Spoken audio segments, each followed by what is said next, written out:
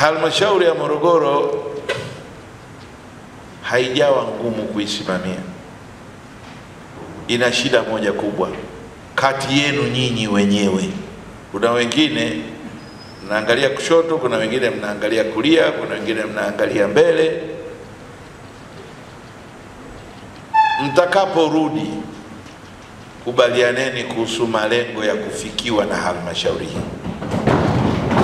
Kuna diwani wangu mmoja wa yule tulienda pale kwenye ile nani za maji, yule nani pale kwenye nani pale kwenye visima vya maji, Mafisi wako pale, jamaa wamegundua maji kama pana kilimo. Sasa pana yule mpuuzi mmoja ambaye mmempa eneo hataki kupisha, rafiki yangu mkamtoe. Kile ni eneo cha chanzo cha maji, Mafisa, Lukobe, Kiegea, wote mtapata maji pale. Pana maji chini kuliko ni. Sasa haya ni mambo ambayo hamwezi kuyapata kama hawa jamaa hawaoneshi mapenzi kwenye kazi yao, wala sio kama ni jambo tumelipanga. Tumegongana nalo kwa ajali. 8 hamna maji, mimi ndio mwenyekiti wa kamati ya maandalizi, kumbe maji tunayaacha. Sasa leo eti tumempa mtu sisi wenyewe kiwanja, yani tumechonga kinyago alafu kinatucheka sisi wenyewe. Nimemwambia Emmanuel, nenda kamtafutie yule bwana kiwanja kingine. Nirudie kwa sababu umelizungumza kwa herufi kubwa ukielekeza kule kata ya Mafisa. Mimi niwaambie maneno unasema wewe yale ni maagizo yote.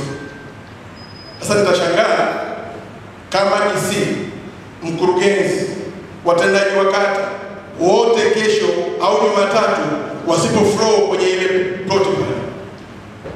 Tunatakiwa wote tushuke pale. Kwa nini? Nikupe siri mkongo. Baada ya ile siku ya maji pale Molenda, mimi nilimwaga kesi.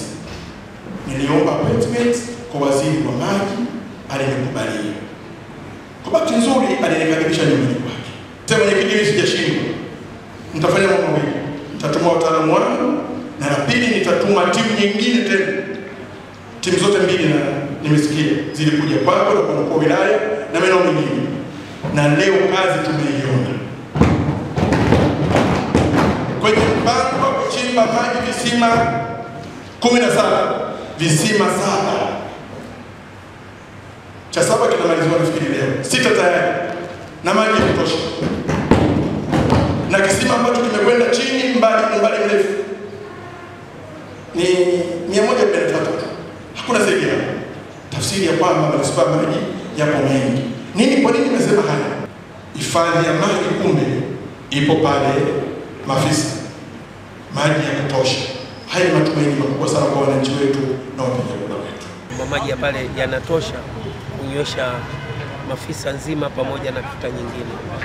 Lakini katika ufuatiliaji kuna mhusika mmoja alipewa kiwanja kimakosa kutoka manispaa, ambaye ndio anahitajika akiachie kile kiwanja tupate lile eneo tujenge. Kuna viwanja 11, lakini viwanja vyote 11 vinahitajika virudi manispaa ili pale lijengwe eneo la kusafisha maji pale na kuanza kusafirisha kwenye maeneo mengine.